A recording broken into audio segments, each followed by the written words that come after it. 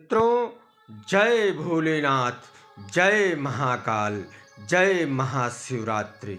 मित्रों, हम धर्मेंद्र हिंदुस्तानी लेकर आए हैं आज महाशिवरात्रि व्रत की कथा, इतिहास, रहस्य और कहानी। अपने इस वीडियो में आज हम चर्चा करेंगे कि यह महाशिवरात्रि व्रत कब से मनाया जाता है, कब मनाया जाता है और क्यों मनाया जाता है। इस व्रत को सबसे पहले किसने किया था और इस व्रत को करने से हमको क्या प्राप्त होता है। मित्रों, अधिकतर लोग यही जानते हैं कि इसी दिन माता पार्वती और भगवान शिव का विवाह हुआ था, लेकिन कुछ विद्वानों का यह भी मत है कि समुद्र मंथन के समय जो कालकूट नाम का विष निकला था उसे भी इसी दिन भगवान भोलेनाथ ने ग्रहण कर लिया था और पूरी दुनिया को इस विष के प्रभाव से मुक्त किया था। मित्रों, शिव पुराण के अनुसार पौराणिक काल में एक वन में एक भील रहता था जो क्रूर टाइप का था। वह जंगली जानवरों का शिकार कर उन्हें मार डालता था। इतना ही नहीं, वह नाना प्रकार की चोरियां भी करता था। इसी प्रकार उसका जीवन बीत रहा था। समय के साथ उसकी शादी हो गई और बच्चे भी हो गए। एक दिन सुबह के समय जब वह बैठा था तभी उसके बूढ़े माँ बाप आए और बोले कि आज भोजन के लिए कुछ भी नहीं है और उन्होंने कल भी भोजन नहीं किया है, अतः वह भोजन का कुछ प्रबंध करे। तब वह धनुष बाण लेकर जंगल की तरफ चल पड़ा किसी जानवर का शिकार करने। पूरे दिन वह जंगल में भटकता रहा पर कोई शिकार नहीं मिला। जब शाम हो गया तब उसे खुद भी भूख लगी और अपने परिवार के भूख की चिंता होने लगी। अब वह जंगल में एक तालाब के किनारे स्थित बेल के पेड़ पर चढ़कर बैठ गया। वह पेड़ पर जब चढ़ा तो उसने अपने लिए कुछ जगह बनाने के लिए बेल के कुछ टहनियों और पत्तों को तोड़कर नीचे गिरा दिया। चढ़ते समय मशक में वह अपने लिए पानी भी ले गया कि पता नहीं कितना टाइम लगेगा किसी जानवर को मिलने में, और वह इंतजार करने लगा कि कोई जानवर यह इस तालाब पर पानी पीने आएगा, तब वह उसको मार कर घर ले जाएगा। और वह जिस बेल के पेड़ पर बैठा था उसके नीचे एक शिवलिंग भी है, उसे ये नहीं मालूम था। जैसे ही कोई आवाज़ होती शिकारी अपने धनुष पर बाण चढ़ाकर तैयार हो जाता। इस चक्कर में उस बेल के कुछ पत्ते शिवलिंग पर गिर पड़ते और उसके मशक से कुछ पानी की बूंदें उस शिवलिंग पर टपकती। इसी प्रकार यह प्रकरण चलता रहा। जब रात्रि का एक पहर बीत गया तब एक हिरणी पानी पीने आई।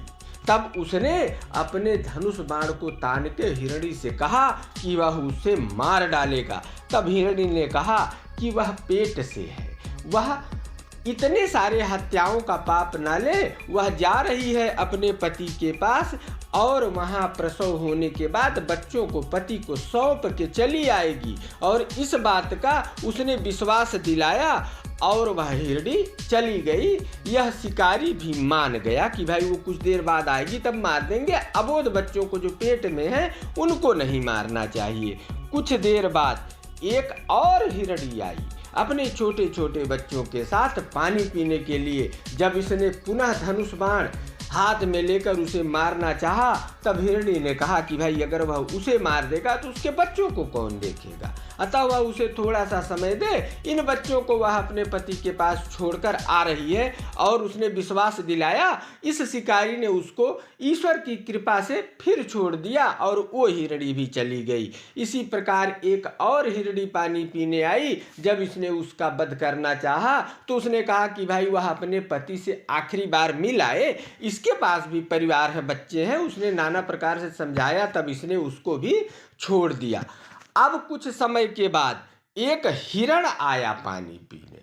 तब इसने जब उसको मारना चाहा तो उसने कहा भाई उसकी 3 पत्नियां हैं, क्योंकि जो तीनों पूर्व में हिरनियां पानी पीने आई थी वो इसी हिरण की पत्नी थी। तो उसने कहा अगर उसने इससे पहले पानी पीने आई हिरणियों को मार दिया है तो भाई उसको भी मार दे। लेकिन अगर उसने उनको जीवन दान दिया है, कुछ समय दिया है, तो इसे भी समय दे और वह अपने पत्नियों से, बच्चों से मिलकर लौट आए, फिर यह मार दे। तब हिरण शिकारी ने सोचा कि भाई इतने लोगों को समय दिया, इसको भी थोड़ा सा समय दे दिया जाए, और इसने उसको भी छोड़ दिया। अब शिकारी ने जब इसे जाने दिया तो कुछ देर बाद हिरण, हिरनी और उसके बच्चे शिकारी के समक्ष आए और उन्होंने कहा कि भाई उसने उनकी बात मानी थी तो उसको वो लोग धन्यवाद दिए। बोलिए अब वो सबको मार दे, क्योंकि सारे परिवार एक साथ मर जाएंगे, ठीक रहेगा, कोई अगर बचा रहेगा तो उसे पीड़ा ही होगी।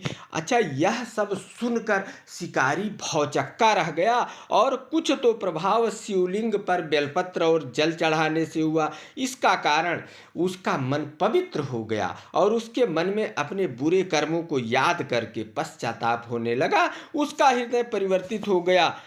उसने सोचा कि जब हिरण और हिरणी ये जानवर होकर अपना वचन निभा रहे हैं तो हमको भी अच्छा कर्म करना चाहिए। उसने वहीं धनुष बाण फेंक दिया और इस प्रकार हिरण को, हिरणी को, उनके बच्चों को और शिकारी को मोक्ष की प्राप्ति हो गई।